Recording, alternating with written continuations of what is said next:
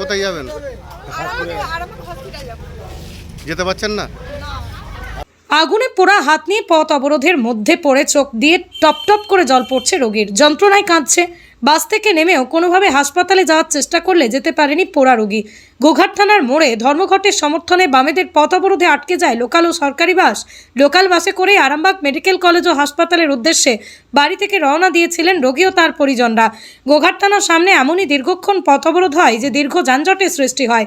এ বিষয়ে আরও কি জানা যাচ্ছে বিস্তারিত দেখুন 24 আওয়ার্স আরামবাগের রিপোর্ট। কেন্দ্রীয় রাজ্য সরকারের জনবিরোধী নীতির বিরুদ্ধে আজকে সারা ভারত কেন্দ্রীয় রাজ্য সরকারের জনবিরোধী নীতি মানছি না, মানব না।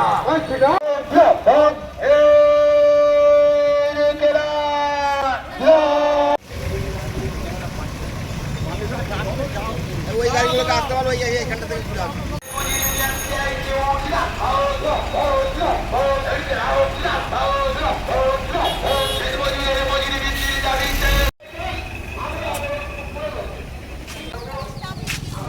কোথায় কোথায় যাবেন? যেতে পারছেন না?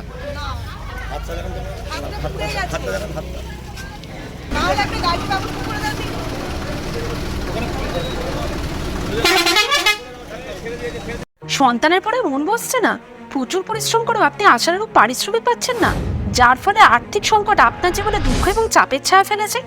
দিনার ভারে জর্জরিত স্বামী স্ত্রীর মধ্যে প্রতিনিয়ত ভুল বোঝাবুঝি বেড়েই চলেছে।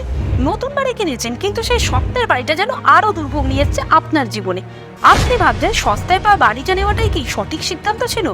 এমনই সব দ্বিধাদ্বন্দ্ব এবং জীবনের কঠিন মুহূর্তে আপনাকে সঠিক পথে পরিচালিত করবেন আন্তর্জাতিক খ্যাতিসম্পন্ন স্বর্ণপদক ও স্বর্ণ মুকুটপ্রাপ্ত ডক্টর অজয় শাস্ত্রী।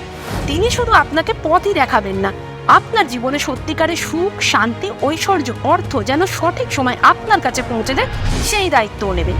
তাঁর অভিজ্ঞতা এবং জ্ঞানের আলোতে আপনার জীবন হয়ে উঠতে পারে নিরুদ্বেগ ও সমৃদ্ধির পথে ধাবমান।